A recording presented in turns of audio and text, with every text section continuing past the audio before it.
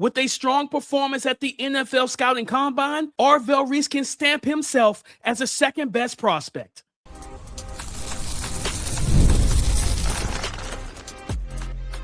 You are Locked On NFL Draft, your daily podcast covering the NFL Draft. Part of the Locked On Podcast Network, your team every day.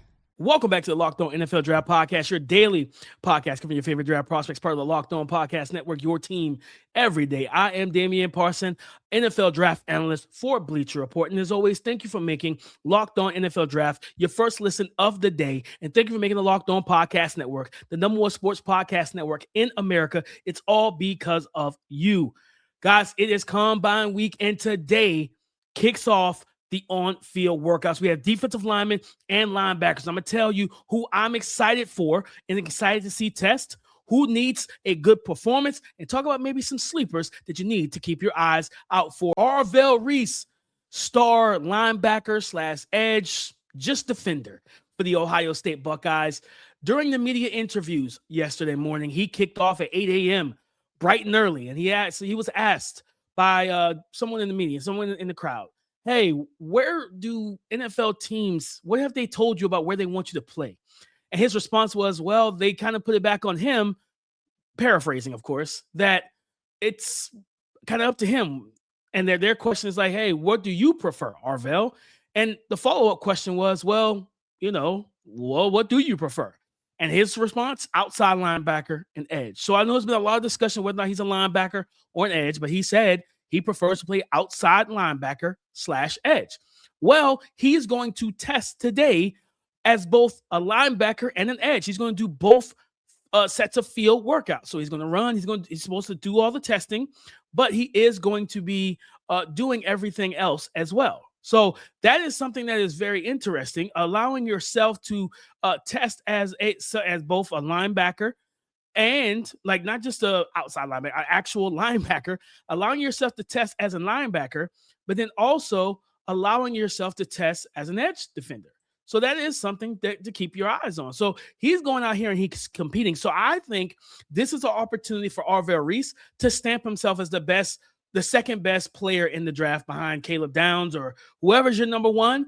He's got a chance to stamp himself, because if he goes out here and blows everyone's minds as a linebacker with the on-field workouts, he tests well as we expect him to, right? And then he does great in the figure eight and hoop drills and the short shuttle and the three cones or whatever the case may be. If he does all the field drills for both positions and he aces the test for two different positions, he's going to cement himself as a second overall pick, and that's huge. Right, because the draft doesn't start at 1. The draft starts at 2. The New York Jets, you are on the clock. And that is just as simple as it gets. So I'm excited to see Arvell Reese and see what he's able to do and how he tests and how he performs in both sets of drills for linebacker and for edge. Because at the end of the day, it's been nothing but constant conversation. Where do you value him? Where do you see him? Where should he play? Some people believe, hey, he should play predominantly linebacker early on downs and then walk down to the edge. I'm fine with that. But my thinking for his ceiling, he's a much better talent with much better traits to project as an OLB, an outside linebacker, stand-up edge rusher on the line of scrimmage. When you look at his tape, he will play, and he talked about it yesterday.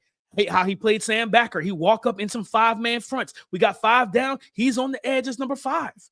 Right? This is one of the most versatile and impactful defenders in this class. And again, if he does what he needs to do, checks off those boxes, all I'm saying is very simple, guys. He will cement himself as more than likely the second best overall player and the number 2 overall pick for the New York Jets. And that is big. Now, so another guy I'm excited to see is his teammate, Sonny Styles, right?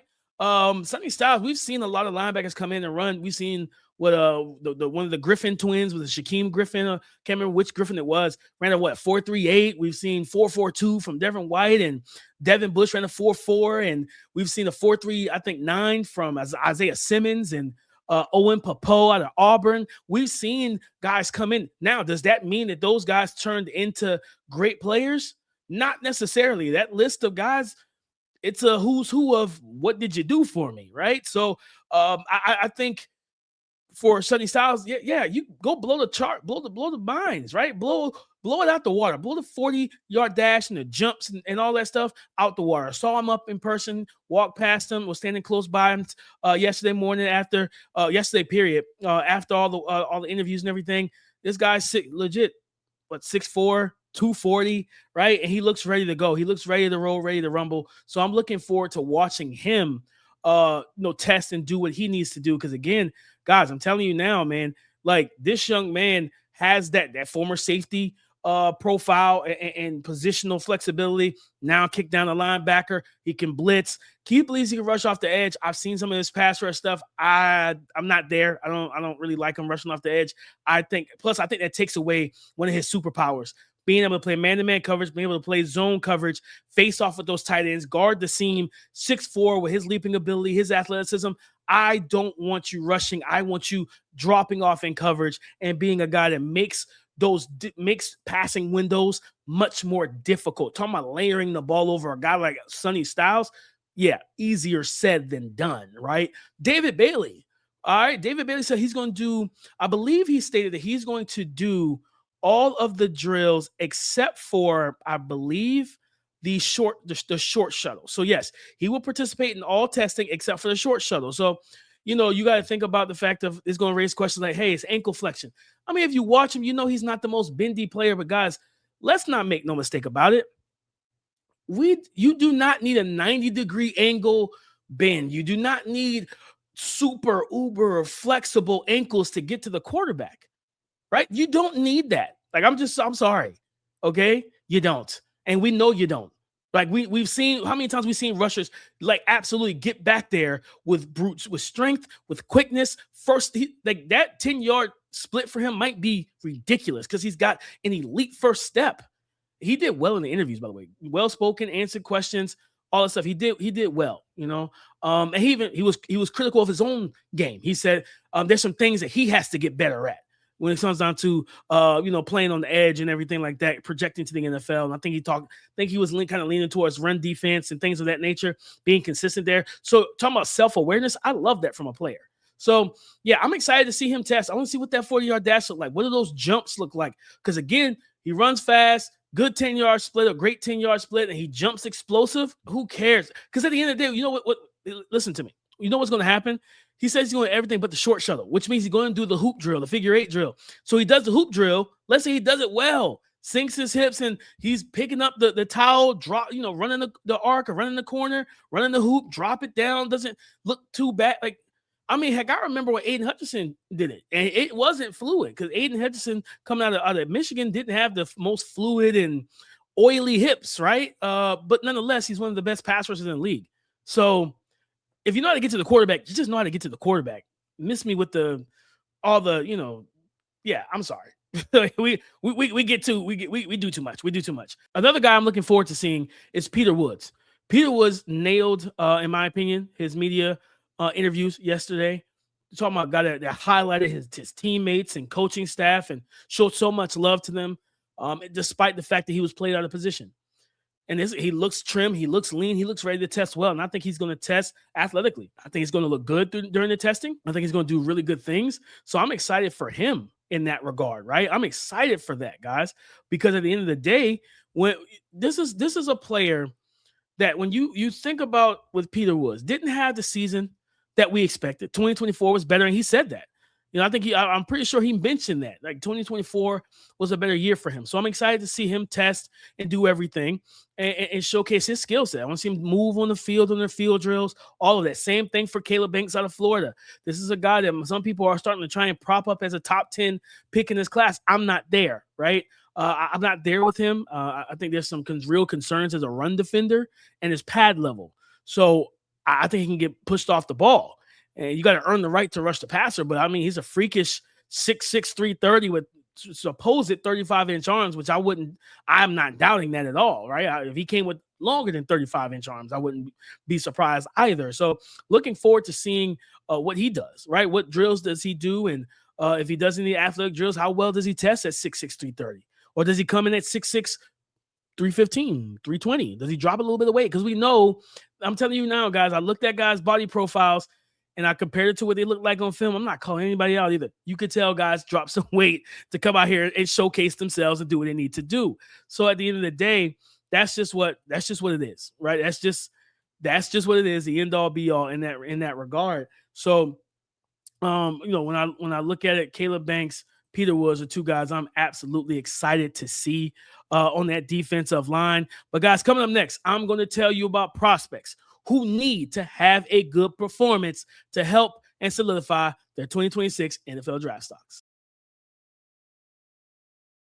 Workplace chaos, deadline stacking up, inbox overflowing, and the one position you have to still fill is sitting open. When the pressure's on, you need the right hire. This is a job for sponsored jobs. Indeed, sponsored jobs helps you reach the people who actually fit what you're looking for. Skills, experience, location. So you're not just hoping the right candidate stumbles across your post. And here's a stat that says it all. In the minute I've been talking to you, companies like yours made 27 hires on Indeed, according to Indeed data worldwide. So if you're hiring, spend less time searching and more time interviewing candidates who check all of your boxes. And listeners of this show will get a $75 sponsored job credit to help get your job the premium status it deserves at Indeed.com/podcast. Just go to Indeed.com/podcast right now and support our show by saying you heard about Indeed on this podcast. Indeed.com/podcast. Terms and conditions apply. Need to hire? This is a job for Indeed sponsored jobs. As the new year gets going, a lot of people are trying to simplify their routines, and dinner is a big one. Between busy work days, cold winter nights, and packed schedules, having an easy, reliable dinner plan makes a huge difference. That's where Home Chef comes in. Home Chef takes the stress out of cooking by delivering fresh, pre-proportioned ingredients right to your door with easy-to-follow recipes that actually taste great. They're rated #1 by users of other meal kits for quality, convenience, value, taste, and recipe ease. And it's easy to see why. Because meals come ready to fit your schedule. 30-minute recipes, oven-ready trays, or quick lunches. Saves time and money.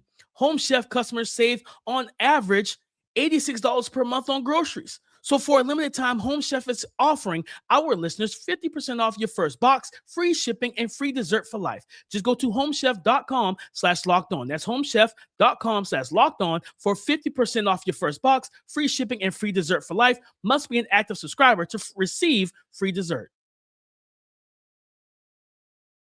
Defensive line and linebacker prospects who have the most to gain, who need to perform well during on-field testing today at the NFL Scouting Combine is what I'm getting into next. But thanks for being an everydayer with us. If you want the show ad-free, check out the Everydayer Club and consider becoming a member. Go to LockedOnNFLDraft.supercast.com. And guys, I got to start on the defensive line here.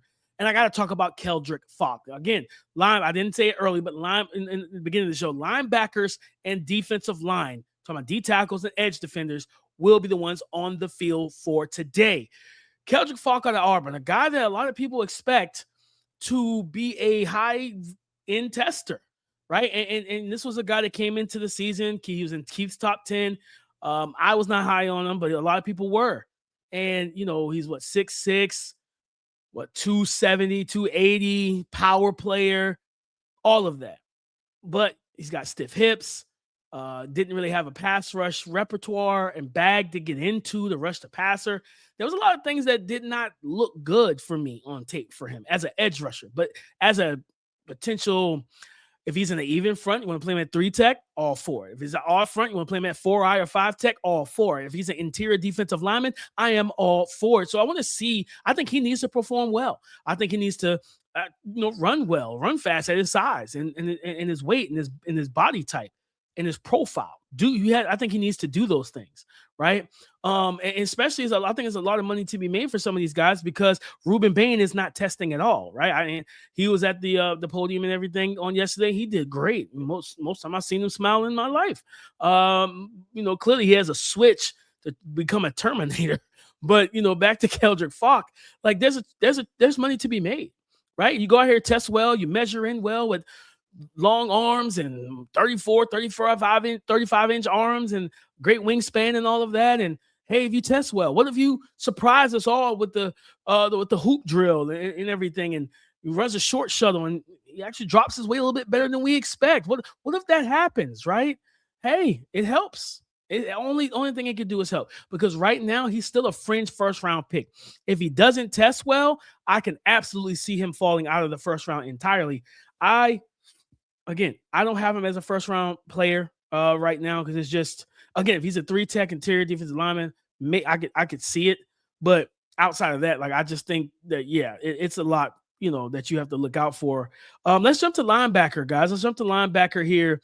And some guys that need to have good performances. I think it's Harold Perkins Jr. Saw him. He's a smaller, player and everything.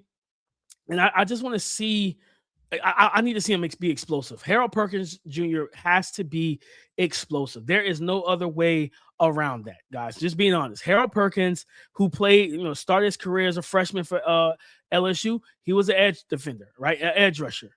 And he was one of the best in the SEC, 6'1", 220 pounds. But he might have been 215. Like, he looked slim. He looked lean. So he's going to have to test out of his mind. I think short shuttle, short shuttle L drill and all that stuff, and the 40 and the jumps and all the lateral move, everything has to be just on point to match his size. If he tests like anywhere less athletic than his frame and his body type suggests, that's just another knock on him, because people already are worried about how do you play him, how do you deploy him, right? Is he, do you try and make him a safety? Is he an actual linebacker? I thought he did good this year as a linebacker, right? I think he was at the Shrine Bowl, if I remember correctly. He did pretty solid there as well. So again, it's just a lot of questions, and I think testing well for a Harold Perkins can answer some of those questions.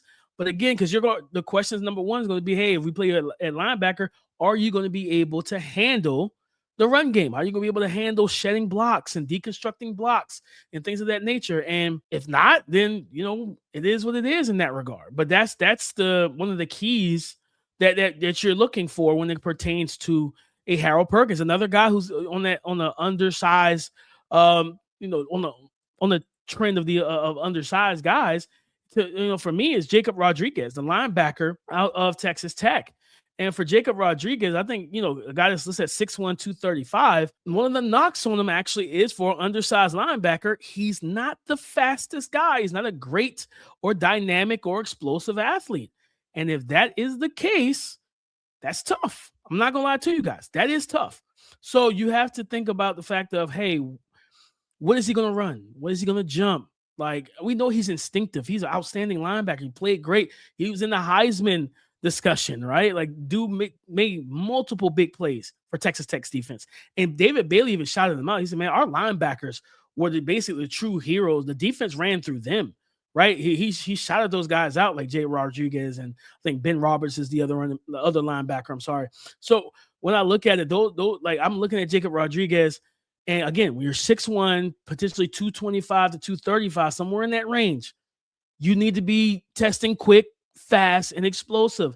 And if that's not the case, it's going to make it hard for a team to say, hey, an undersized linebacker who's not that athletic, it's going to be a hard sell for some of these guys. It's going to be a hard sell overall when you think about just that. Okay, I'm being completely honest with you guys. I truly like Jacob Rodriguez. I think he's a baller, all of that. But we know how this goes, man. Testing is important. Another guy that I think that has to test well and needs to test well is Texas A&M edge rusher Cashius Howell. Not just test well. The arm length is going to, we talk about it with Ruben Bain, but you watch the tape and Ruben Bain mitigates that, right? Because when you're talking about playing off the edge, why arm length does matter, it matters because on the perimeter and on the edge, who gets their hands on who first, right? It's the same thing with corners and receivers.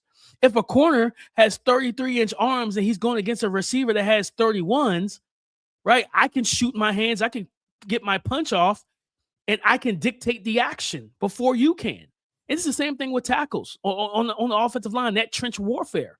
So for me, when I look at it for Cashius Howell, But like again, going to Ruben Bain, it doesn't show up on film as a problem for Ruben Bain because he knows how to mitigate it with punch timing and how he can get into the body, right? Like a punch, like a boxer. If you you watch I watch boxing. If you watch boxing, the body blows, the body shots from a shorter arm guy is what takes a longer arm guy to his knees and makes him fold, right? Fold him like a lawn chair. It's that type of stuff. Because, hey, that's what you want to do. You want to, hey, I'll take some to give some. So I'll take a couple jabs just to get to the body and break them ribs and everything else. So you look at Ruben Bain, he mitigates that with timing, aggressiveness, and physicality, and just brute, raw, unadulterated power. Cashius Howell is not that. Like, he's a bendy. Like, you guys who are, listen, if you love the 90-degree angle, the ghost punch, and the ghost feint punch into the dip and rip, and the ankle flex, Cashius Howell is your edge rusher. But he's got short arms. And if he comes in with 31s, under 32s, that's a hard sell for a guy that I believe he's listed at 6'2" overall. So height, weight, and arm length for him is going to be paramount, guys. Hear me. Cashius Howell, 6'2", 245. Yeah, if you come in with 31s, that's going to be difficult. He's going to have to test well. You're going to have to find some way to make people forget that your arms are short. And again, especially for a guy, listen, and here's why it matters. A difference between him and Ruben Bain, and we're talking about the arm length. It doesn't show up for Ruben Bain. It shows up for Cashius Howell. He played against Miami. Ruben Bain dominated his Texas A&M's offensive line. Markel Bell, 6'9", 6'8", 6'9", 345. Left tackle for Miami, he made Cashius Howell invisible as a pass rusher and in the run game. And if you cannot stack, peek, shed, and lock out, right? If you can't stack, lock out, peek, then shed, and the shedding part is the biggest question I have. Not even question, it's the biggest concern and biggest issue I have with Cashius Howell. He doesn't shed blocks in the run game from tackles. So if that is the case and that you come in with short arms, you're going to be viewed as a DPR. I don't see how he goes round one, right? Because again, 6'2", 245, 250. Yes, he's got a dense build and a compact build, but you're also low center of gravity. You're low to the ground. You're 6'2". You gotta have longer than 31s. His arms are short, man. And I just don't know how teams are going to handle that overall when you look at him as a player. Can he be a 3-down player in the NFL? I lean, honest to God, guys, I lean no, not early on, but you hope, can he be, if they're in a good range, can he be a Nick Bonito, right? Because he's got the pass rush ability, natural pass rusher, right? If you haven't checked out our draft profile of him over like 2 weeks ago, go back to the archives, check that out, guys. It was splendid. We did a great job on that, Keith and I. But nonetheless, like, he needs to have a good performance today. He needs to have a good performance. But coming up next, we're going to talk about those sleeper linebackers, D-line, and or edge that you need to be watching when these players take the field to test in Indianapolis at the NFL Scouting Combine. Today's episode is brought to you by FanDuel, America's #1 sportsbook. Ever wanted to experience the NBA Finals live and in person? Well, FanDuel is giving you the chance to turn your dreams into reality with their NBA sweepstakes. Here's how it works. Use your profit boost on any NBA future, and you'll automatically be entered for a shot to win an NBA Finals trip for two. That's right, flights, tickets, the whole experience. If you're already looking at the board and thinking about which team can make a deep run, well, this is the perfect time to lock in. And now, not only can your pick cash in, but it can also send you to the NBA Finals.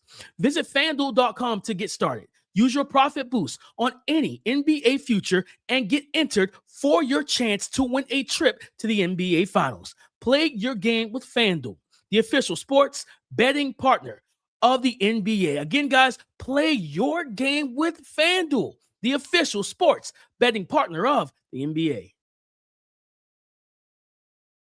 Thank you for making Locked On NFL Draft your first listen today and every day. Shout out for being our everydayers. Prospects, sleeper prospects to watch today during on-field workouts with the defensive line edge rushers and linebackers here at the 2026 NFL Scouting Combine. I go right to Tennessee, 6'3", 240 pounds, Joshua Josephs out of Tennessee, their edge rusher. And he talked yesterday at the podium about what he brings to the table: dynamicism, explosiveness as an edge rusher and as an outside linebacker who also drop off in the coverage.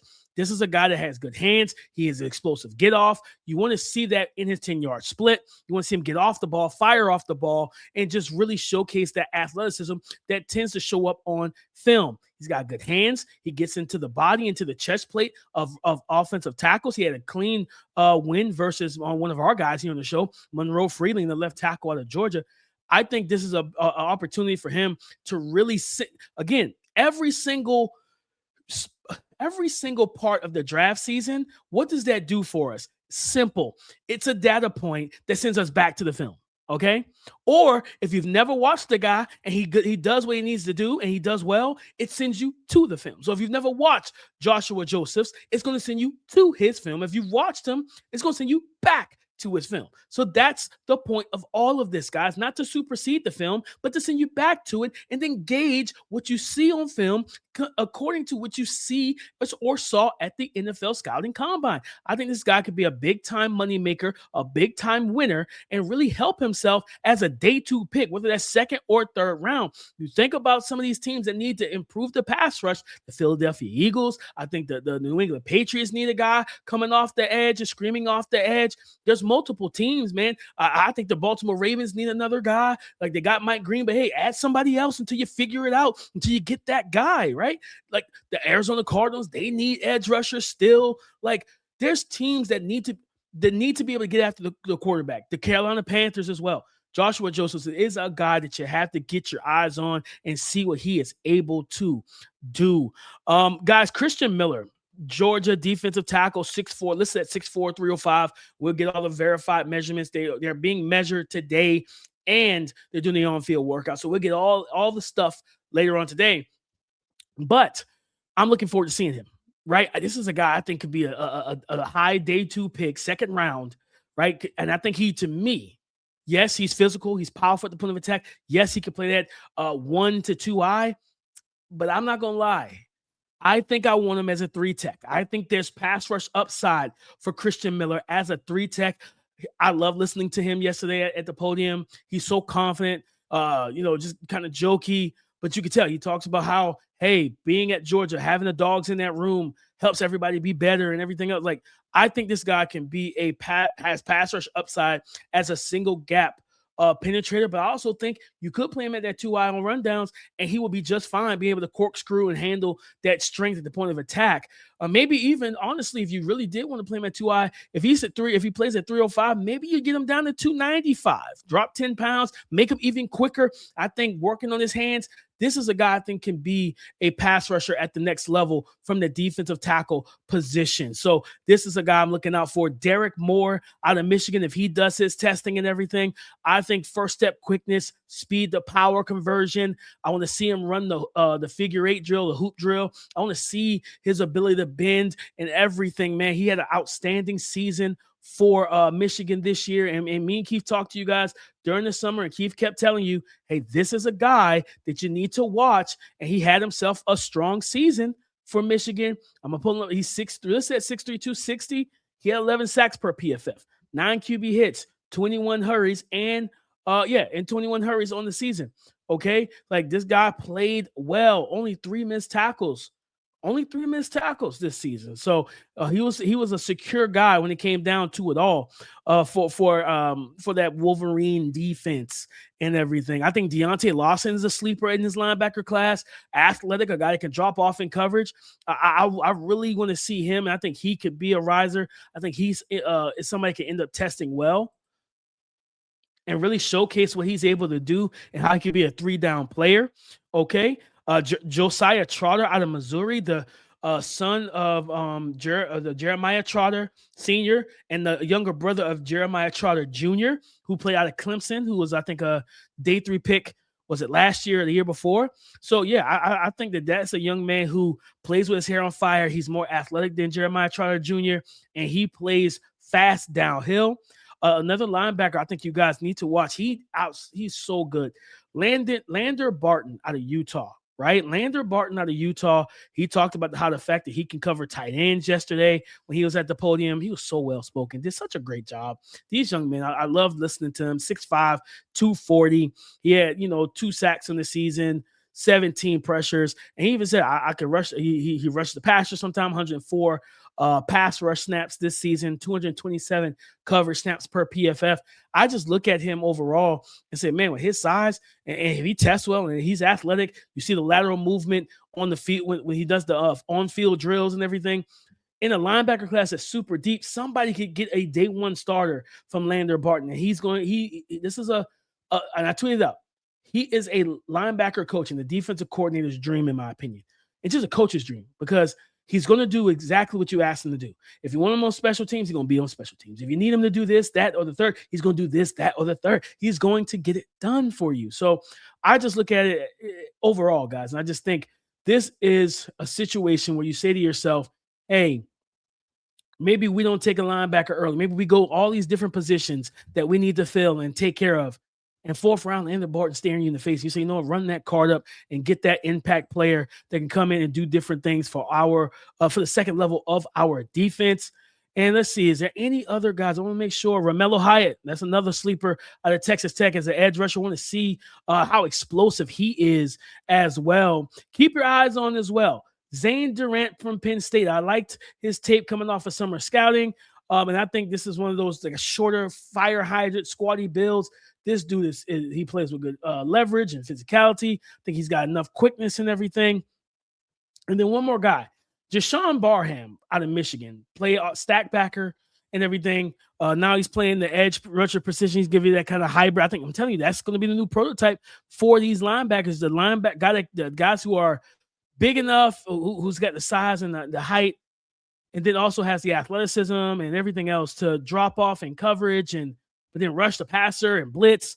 That's the new prototype at linebacker. Truthfully, I think that's where we are with it. But yeah, watch for Jashawn Barham out of Michigan, guys. But that is my preview, my combine preview for the D-line and linebackers and edge that you will see work out and test today at the 2026 NFL Scouting Combine. Go subscribe and follow for free on YouTube, wherever you listen to the podcast, to get the latest episode as soon as it is available. Thank you for making Locked On NFL Draft your first listen today and every day. Shout for being our everydayers. And come and join the conversation again tomorrow on the Locked On Podcast Network. Your team every day.